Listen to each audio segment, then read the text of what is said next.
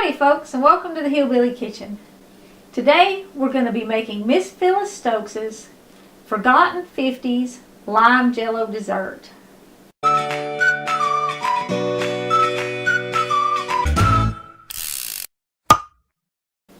Now this recipe is really easy. All you need is 3/4 of a cup of boiling water, 3/4 of a cup of ice water, 8 ounces of cream cheese, and a 3-ounce box of lime jello. While my water's still boiling, I got to get this jello in it. You do want to make sure your water's boiling. If it's not, your jello won't dissolve. And you have to stir it for about 2 minutes or it won't dissolve. And if your jello doesn't dissolve, it will leave this really gritty, slimy coat in the bottom of your dessert. And it won't be very good. It'll be all leathery.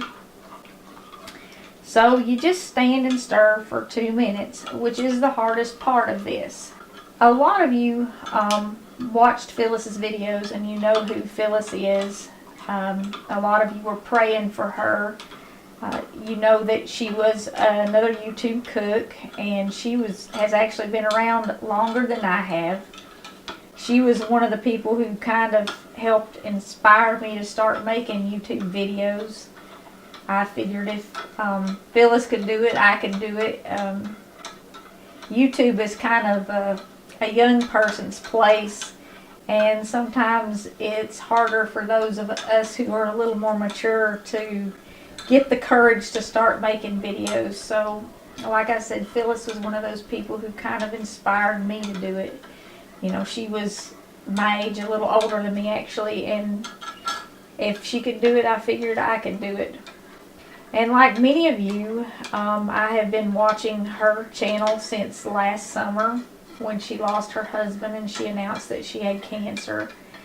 And we've been praying for her and looking for updates. And then a little over a week ago, her son posted a video and announced that she had gone home. And he talked about her and her channel, and you know, her channel, she said that she wanted the proceeds to in part support a school in her area. So I guess he's going to keep the channel up, which is good, and I will put a link to her video where she made this recipe. This was actually one of her most popular videos, and that's why I chose to do this. Phyllis was also a Christian, and she talked about her church a great deal on her channel, and she would sometimes share her faith. And I know that YouTube is certainly going to be a little bit dimmer without Miss Phyllis's presence. I am glad that her son's leaving her videos up. And the world in general has really lost something. So we will all miss Phyllis, everybody in the community, and everybody who watched her, because YouTube is, you get to know other people who do videos when you're on here. And I do want to thank all of you who were praying for her, and all of you who went to her channel after I mentioned her back in the summer. And I want to ask you to keep her family in your prayers. Her son had posted something about how people were leaving really negative, nasty comments on her obituary page. I mean, some people are just terrible, and there's not a lot that you can do about it, unfortunately. It's just awful. But keep him in your prayers, and hopefully those people will stop that nonsense.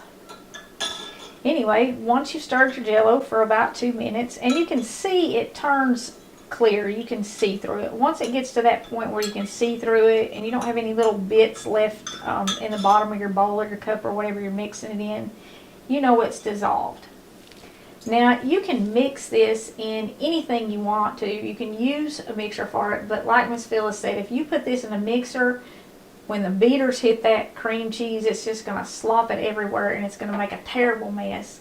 And she used a blender to mix it because she liked the texture that you get with the blender. It puts all these really nice little bubbles in it.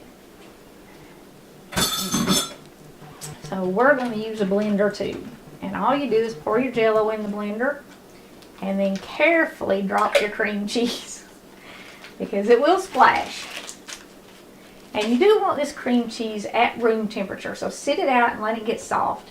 And if you forget to sit it out and let it get soft, Miss Phyllis has a tip for softening it in her video, and I'm going to leave that, and you can go to her video and check that out. Like I said, I'll put a link in there to it. Make sure you got your cap on and just hit the blender.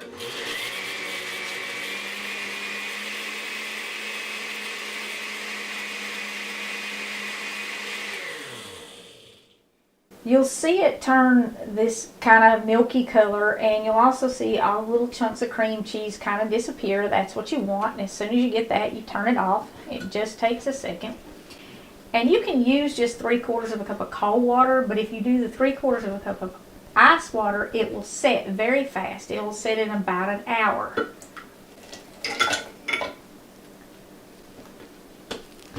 So add that and hit your blender again.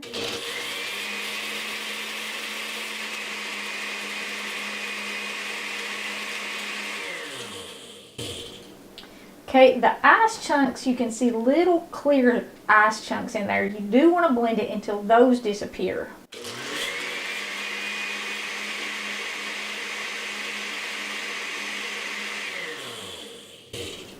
Alright. You don't want to leave any of those little ice chunks. If you leave those, when your Jello sets up, you'll have little water bubbles in your Jello, and that's not good. Now, if you are fortunate enough to have some of Grandma's Jello molds, this recipe was made for Jello molds, or maybe Jello molds were made for this recipe, I don't know. But whatever you pour it in, you can pour it in a Jello mold or just a plain Pyrex dish. You do want to wipe a little bit of oil in it so that you can flip it out of whatever you decide to gel it in when it's gelled. And you can see all those little bubbles in there that Miss Phyllis was talking about. Those will still be in there when it's gelled.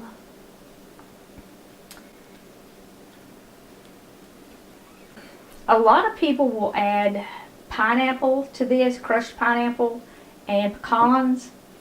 If you want to add fruit to this, you don't use fresh fruit. You need to use canned fruit, and you need to drain it very, very well.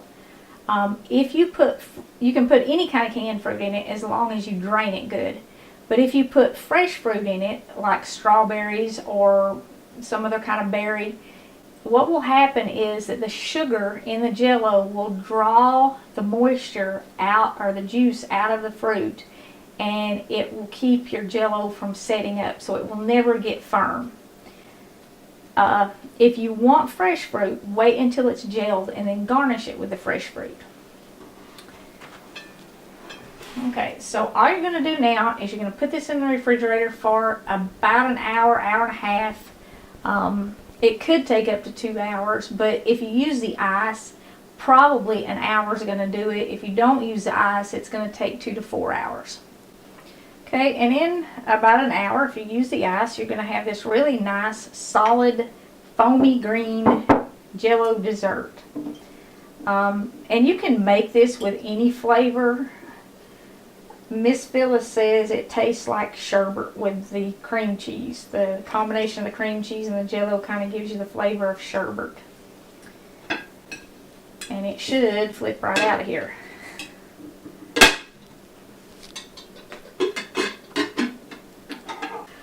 Well, now I know why Miss Phyllis didn't flip hers out on a plate in the video. But it should flip out. About half of it came out, and the other side didn't quite come out all perfect, but that's okay. Now, at this point, like I said, you can top this with any kind of fresh fruit or berries you want to before you serve it, or you can eat it just like it is. It's kind of, it tastes a lot like sherbet, she's right, and it's one of those things that you probably had a million times when you were a kid. These desserts came along in the 50s because they were fast and they were easy. Women were working, but they were still expected to take care of all the stuff in the house. So these were kind of a weeknight dessert for dinner. because back then there was dessert with almost every meal. I mean, that's the way people ate. They didn't eat as big of a dinner, and they had dessert with every meal. And this would have been one of those things that a lady in the 50s would have made on a weeknight when she was getting the kids in bed for school and trying to clean up after she had worked. So if you're looking for a really quick, really simple dessert, this is a good one to try. Like I said, you can make it any flavor, and you can garnish it all fancy, or you can have it just like it is.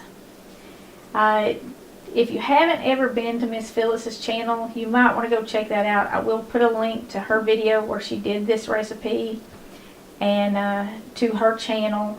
I know that her children would appreciate it if you would go maybe leave a comment, because like I said, there have been people who have said not such nice things even on her obituary page, which is just horrible. I don't know what is wrong with some people. Before we go, I'd like to thank one of my viewers. Patrick sent me this very nice daily devotional. I am reading it and enjoying it. Thank you very much, Patrick. Daily devotionals are a great way to spend a few minutes with God, maybe in the morning before you get your day started, or at night before you go to bed. And this one is a 365-day devotional, so it has a page for each day, which makes it easy to keep up with.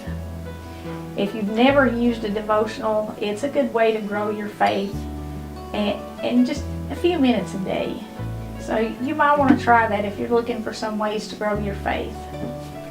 Thank you so much for joining us, the Hillbilly Kitchen. Give Miss Phyllis's 1950 Jello dessert a try. And if you haven't already, please click like and subscribe before you leave. And until next time, remember to put God first.